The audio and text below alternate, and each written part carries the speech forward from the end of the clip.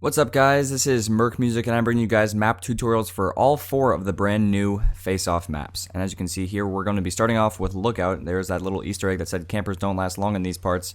However, they actually do. If you manage to get to the very top of Lookout, you will actually have a very easy time because the spawn system is quite flawed on this map. And as long as you're on high ground, you'll be able to pick off a lot of enemies from that rock. However, I'm going to be showing you guys, instead of a bunch of hiding spots and glitches, well, there are some hiding spots like right here.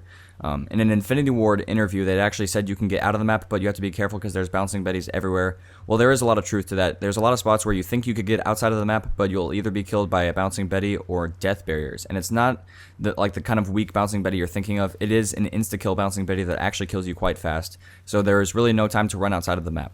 But regardless, I'm going to be showing you guys just a lot of maneuvers, some spots that you might want to take advantage of, and I'm actually going to be breaking down the map erosion very in depth because there is a lot to do with erosion. As a matter of fact, we're going to start right here with the lines of sight.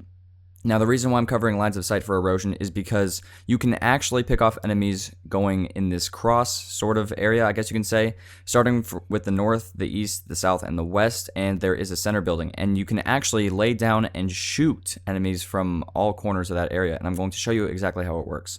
Now, if you're on the north side, you actually have an advantage.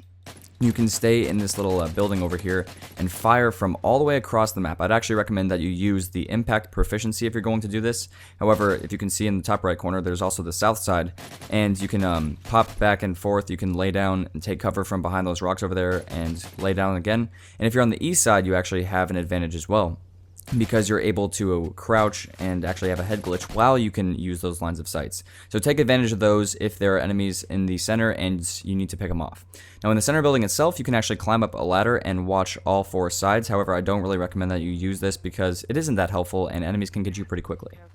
Now, if you use this maneuver right here, you can climb up here, and if you turn left, you can actually jump to this door and get into the building. So if an enemy is actually looking to the right, you can pick them off pretty easily. And the reason why these kinds of tactics are useful is because in 1v1s and 2v2s, you're not really distracted by any objectives, really. You're just playing TDM and kill confirmed, so you really have to focus on map control and things like that.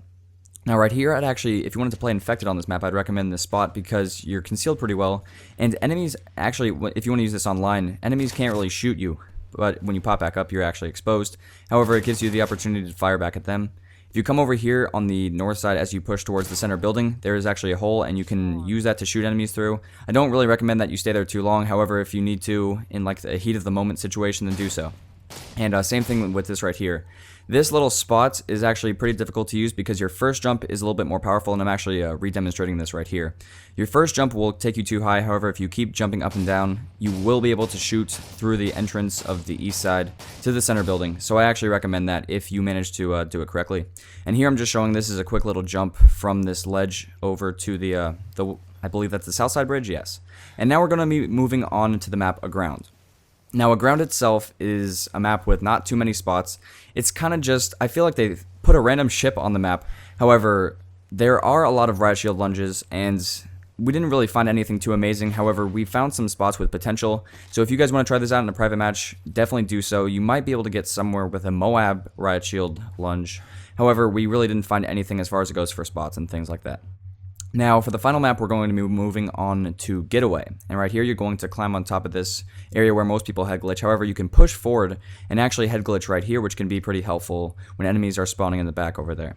And this is actually a pretty helpful head glitch you can use near the pool to be able to pick off players who camp over there. And that's basically it. I hope you guys enjoyed the map tutorials for Face Off. Drop a like if you enjoyed it, and I will see you guys later.